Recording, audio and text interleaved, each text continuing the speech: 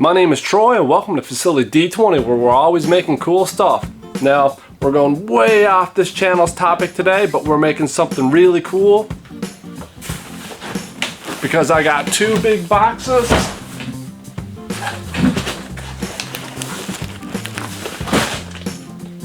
of motorcycle parts. It's time to make my Honda Shadow a little more badass.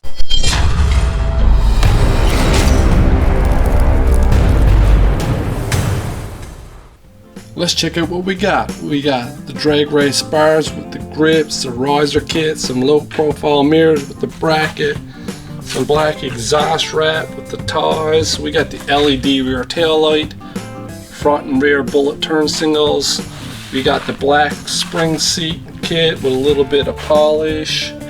We got the license plate frame bracket. We got some front and rear fenders, powder coated black. And there's a Coors Light, unfortunately. This is going to be pretty sweet.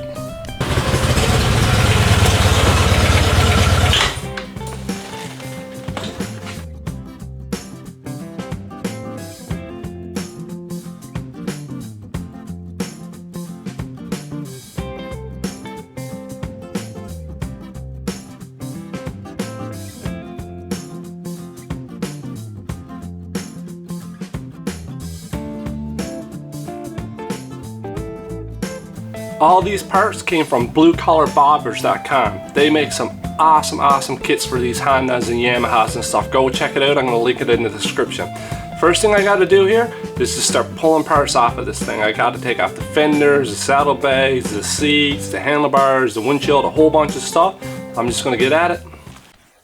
First thing I did was remove the big footrest for the passenger. Battery box cover was next. Saddlebags and brackets had to come off. These things were pretty easy to come off.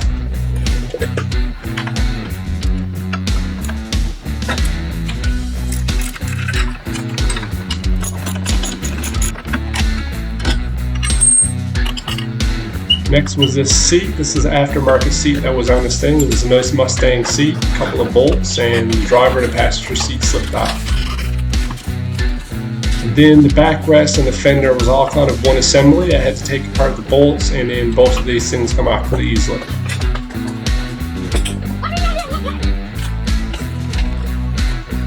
Next was the boom shell. This thing was a little more difficult to take off. It was kind of hard to get at the nuts and bolts.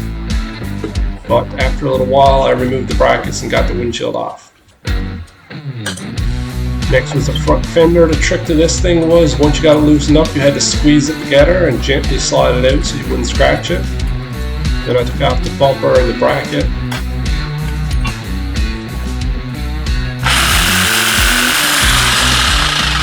Now that most of the stuff is off, I'm going to go ahead and chop the frame up a bit. There's no turning back now, but I'm excited.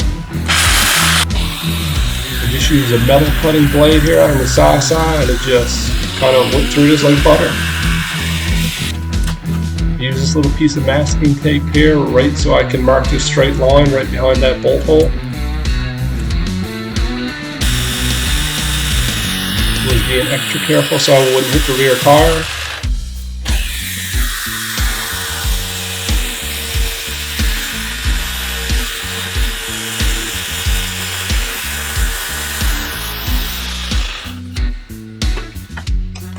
Then I just use the file to sand down any rough edges, smooth it all out.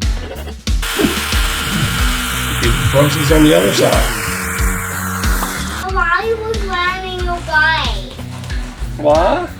Why are you making holes? Daddy making holes. Why? I'm chopping it up Why? to make it cooler. What do you think? Yeah.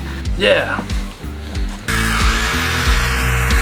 Got to chop the frame off. There's no going back because that rear fender won't fit back on.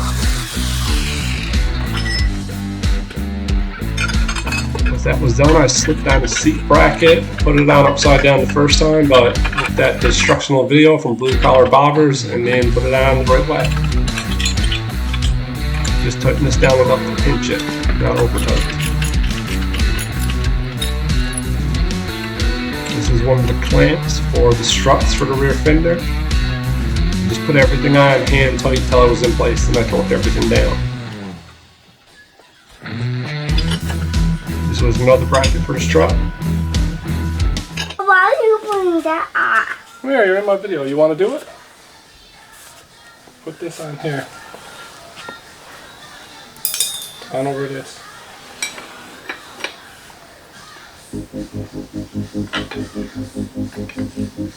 Just like that.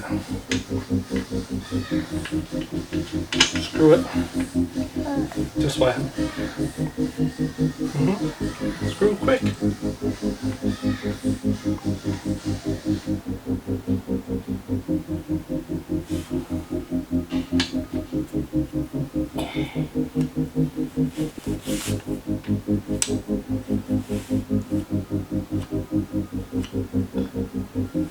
Okay. Why do that? Why Push. winching? Stand up, push. Okay.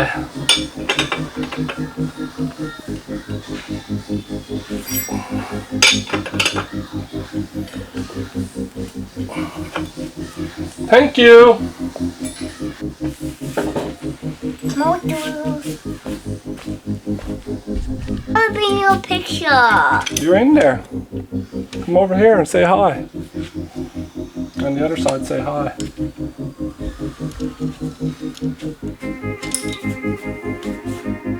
Hi. Hi. Next up was assembling the rear fender. We just had to put on a couple of braces. Use it with silicone to keep it in place. Drill out a couple of screw holes for these little strut brackets.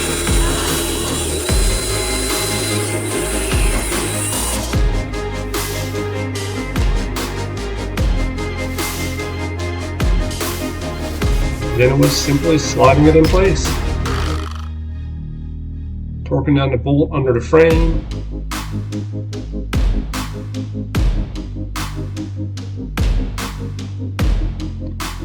Using some Loctite and putting in 2 screws on the fender.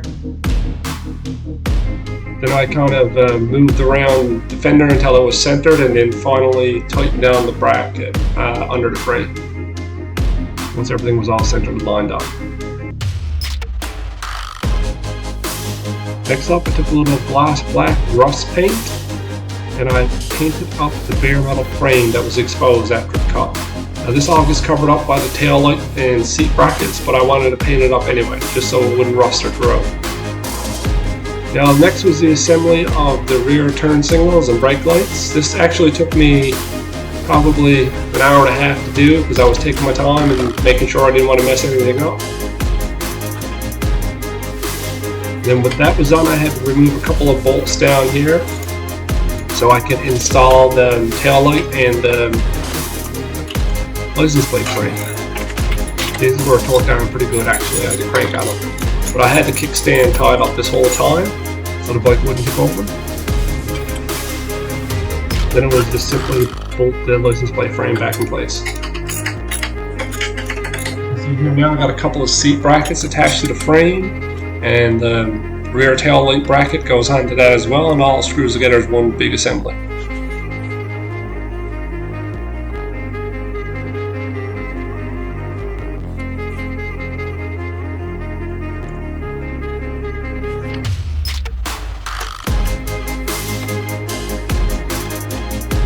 There was the LED tail light. You can see there I got the turn signals in place. With the LED tail light, pulled all the wires through up and under the seat. Put on a couple of butt connectors, some heat sink. And just followed the instructions and wired it like blue collar bobbers suggest.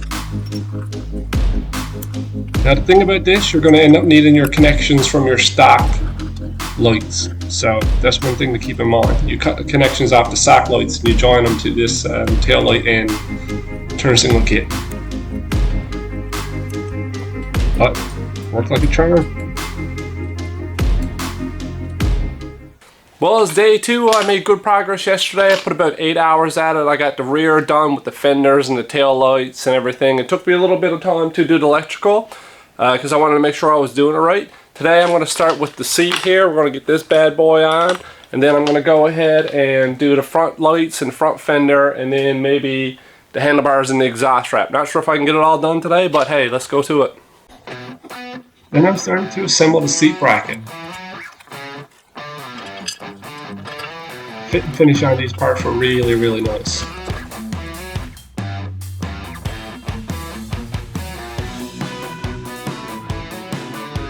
Now there's a certain way you should put these springs that's recommended. Check out the installation from Blue Collar Bobbers. Will give you more instructions than I will. But once I put the tail on, I just slipped on this seat and it fit like a glove. It was actually like surprisingly comfortable. It was a really nice ride actually. Just made sure I torqued everything down nice and tight. Then I tried to remove all this headlight cluster. I had to take off the turn signals, and I decided to get rid of the triple light cluster and go back to a cleaner one light cluster. Pulled out the headlights so I can get at the wiring. And then here you can see the new turn signals with the new light bracket. Way sleeker, way cleaner. Same thing, wired up the same way, connected the connections, and tested it out. Everything works. Then it was time for the front fender, and this time I decided to apply the silicone on the fender, so it was a lot easier, cleaner to deal with. Put the braces in, assembled the side brackets, and it was basically ready to go.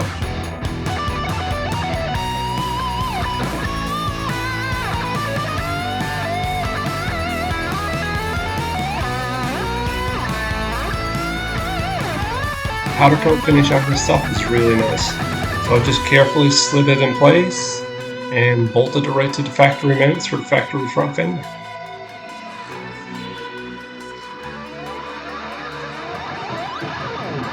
Then it was time to remove the handlebars. Now this is the part of the build I was most nervous about, removing the handlebars and putting on the new ones and getting the grips and everything back on, but it was like super easy to do. Here you can see I put in the handlebar risers that comes with the kit.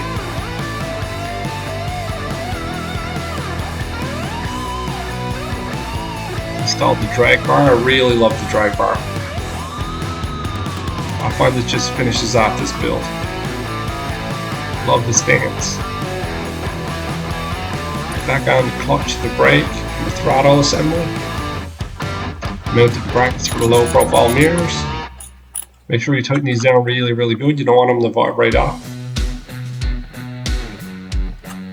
And then put the grips on. Now the throttle grip on went on really easy. This one was a bitch. I worked on this one for like a half hour. And then I had to remove the heat guards off the exhaust, and then the brackets that kept them on. I took the angle grinder and just carefully chopped off all these brackets so I wouldn't burn a hole through my exhaust. And then it was time to wrap it. Now guys, this is a fiberglass wrap, and you're definitely going to want to wear a pair of gloves, if not 2 pair of gloves, and probably long sleeve shirts because my forearms were super itchy that night. This thing was actually pretty brutal to handle. But once it went on, it's perfect, and it works awesome. Now the only complaint I got though are the brackets for this. Those brackets, I don't know, I just don't trust them. They don't seem to hold well.